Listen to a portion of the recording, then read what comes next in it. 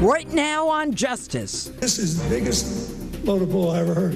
The Cavalier Clintons are at it again. In tonight's opening statement, I'll tell you why, what we now know about the Clinton Foundation and its pay-to-play politics are enough to disqualify Hillary Clinton from a move into the White House. Plus, can this campaign be saved? It's so easy to solve. Everybody understands that. I talked to the Trump campaign about the rough couple of weeks and how they can get right back on message and right back on top for November.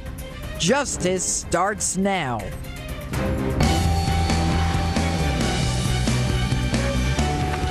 Hello and welcome to Justice. I'm Judge Jeanine Pirro. Thanks for being with us tonight. Now to my opening statement.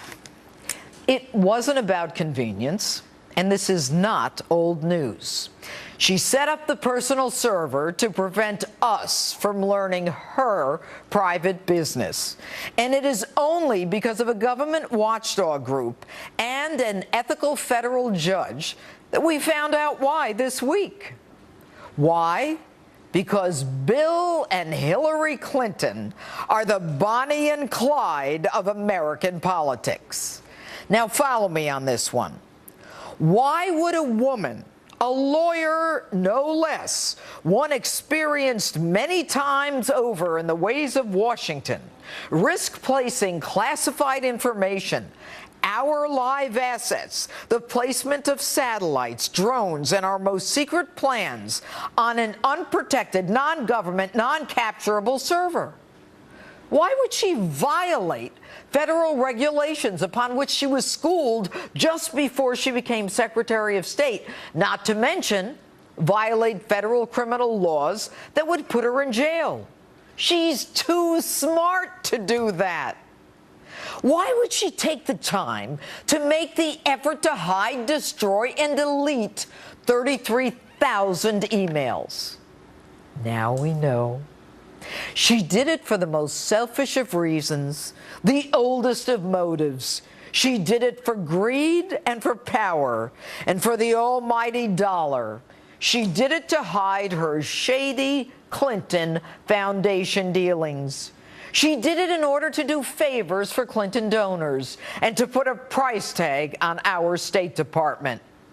The same duo who came up with a scheme to rent out the Lincoln bedroom is back in business with a new and bigger scheme, one that is more far-reaching and worldwide, one that violates not only the law, but all codes of moral and ethical conduct in government.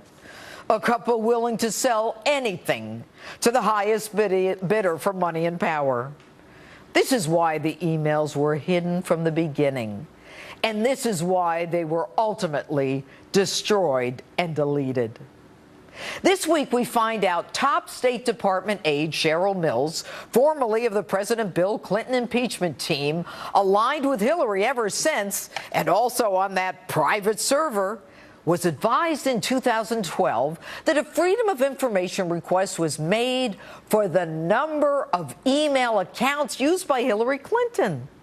Now, dozens of senior officials throughout the State Department, including Clinton's immediate staff, obviously concerned, exchanged emails with the secretary and Cheryl Mills. They actually used the personal account to discuss the official business and advise her of this FOIL request. Their response to the request? There were no records. They were in active defense mode to hide their scheme. And when truth is put to the lie, that in fact there was an email account, they say they made a mistake. Had they been honest, that personal server would have been exposed years earlier. And also this week, we find out a clear pay-to-play relationship between the Clinton Foundation and the Clinton State Department. An urgent email from Doug Band, formerly assistant to President Bill Clinton, now overseeing the Clinton Foundation, to Cheryl Mills and Uma Abedin, those two jewels on that private server, request that a huge Clinton Foundation donor meet a high State Department contact in Lebanon. The individual paid the price of admission, folks. Gilbert Chagoury gave between $1 and $5 million to the Clinton Foundation and pledged $1 billion to the Clinton Global Initiative. So, of course, arrangements are made for him to meet with Jeff Feldman, the former U.S. ambassador to Lebanon, the country where Chagoury was doing business. Abedin, ironically, paid both by the foundation and the State Department, immediately responds with, "I'll talk to Jeff," ignoring the agreement between Hillary and President Obama to create a wall between that Clinton Foundation and the State Department, confident that it would never be found out. And when we learned there was a private server, what happens? You do what anyone looking to hide the evidence does. You erase, you conceal, you hide, you destroy. Now, I've told you this before. The Clinton Foundation is nothing more than a money laundering operation parading as a charitable foundation, where estimates are that only 15% of its money goes to charities, the rest to expenses, a veritable slush fund for Clinton operatives and ex-employees, a convenient way to get money from foreign countries and donors not allowed to contribute to presidential campaigns, but willing to dump hundreds of millions of dollars into a foundation of a powerful Secretary of State and possible future president. Why and for what? For access, for information, for power. Folks, politicians on a much lower level, of course, have gone to jail for much less. And we find out this week that when the FBI, 3 separate offices, approached the Department of Justice to commence an investigation into this so-called not-for-profit 501c3, the Department of Justice refuses to do so. You know, and Fifth Amendment pleading Lois Lerner, when she opens files on small conservative organizations, she gets away with it too. A few years vacations, a bonus, and a pension.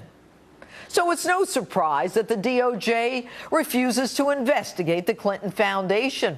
No surprise at all.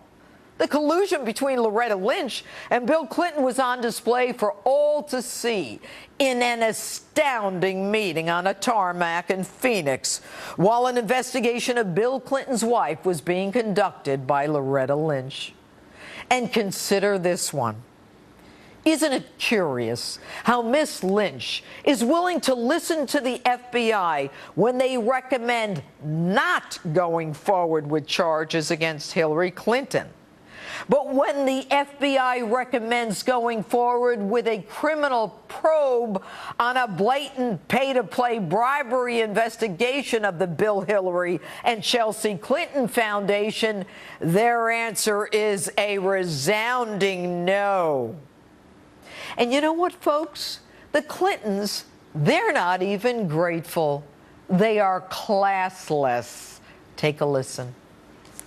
The FBI director said when he testified before Congress, he had to amend his previous day's statement that she had never received any emails marked classified. They saw 2 little notes with a C on it. This is the biggest load of bull I ever heard. You know, the FBI's ability to lose decades of hard-earned and well-respected credibility is now on display for the country to see. You know, Jim Comey is the FBI director, and I told you, Jim, last week what happens when you run with these kinds of people. Jim, you're running with dogs, and you know better than I that when you lie with dogs, expect to get fleas. Jim, listen to that comment from Bill Clinton. Jim, my friend, you deserved it. And that's my opening statement. Tell me what you think on my Facebook page or Twitter, #Judge Jeanine.